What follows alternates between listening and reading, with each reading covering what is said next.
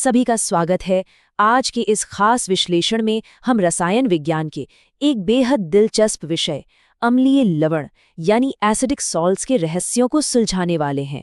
ये एक ऐसा टॉपिक है जो पहली बार में थोड़ा उलझा हुआ लग सकता है, लेकिन सच मानिए इसे समझना बहुत ही रोमांचक है। जब हम रसायनों के असली व्यवहार को गहराई से समझते हैं तो विज्ञान का असली जादू सामने आता है।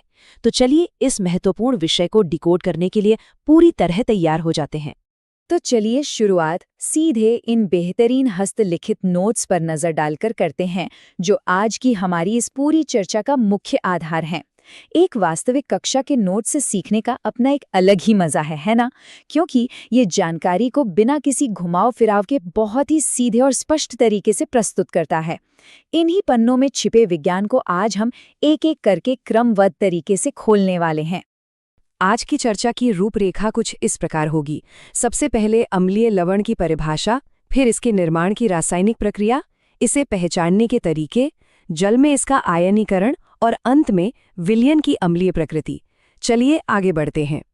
शुरुआत करते हैं भाग 1 से, अम्लीय लवण की परिभाषा। यहाँ सबसे जरूरी और ध्यान देने वाला शब्द है आंशिक विस्थापन यानी पार्शियल डिस्प्लेसमेंट।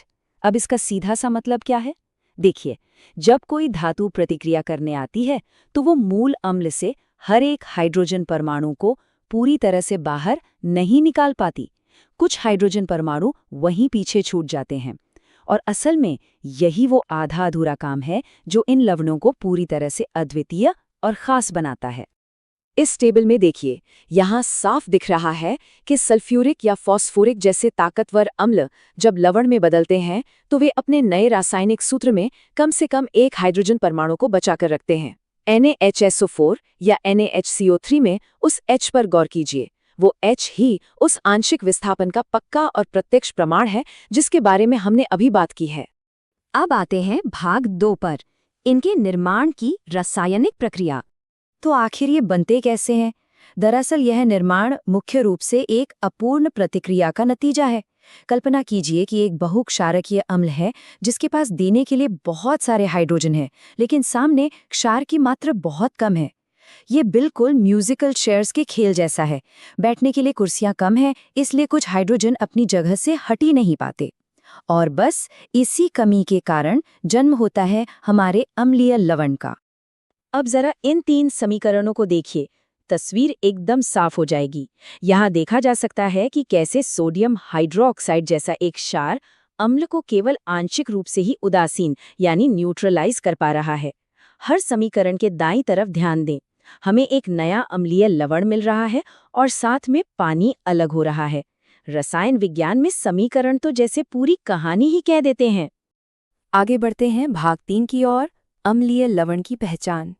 इन नोट्स में इन्हें पहचानने का एक बहुत ही शानदार और आसान सा तरीका दिया गया है।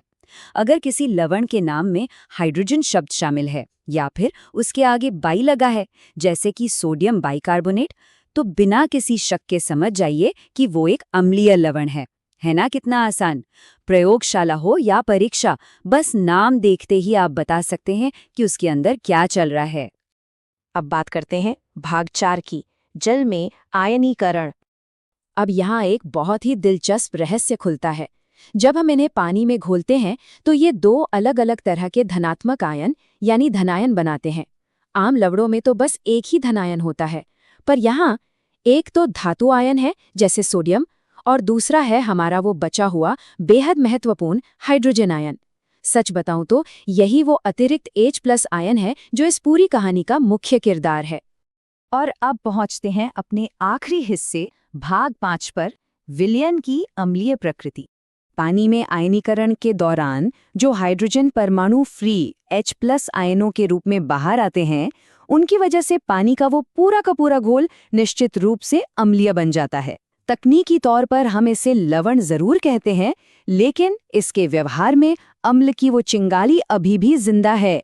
यही वजह है कि ये लिटमस पेपर का रंग बदल सकता है। रसायन विज्ञान की यही तो खूबसूरती है। नाम कुछ और हो सकता है, लेकिन असलियत उसके आंतरिक गुणों से ही पता चलती है। तो अगर इन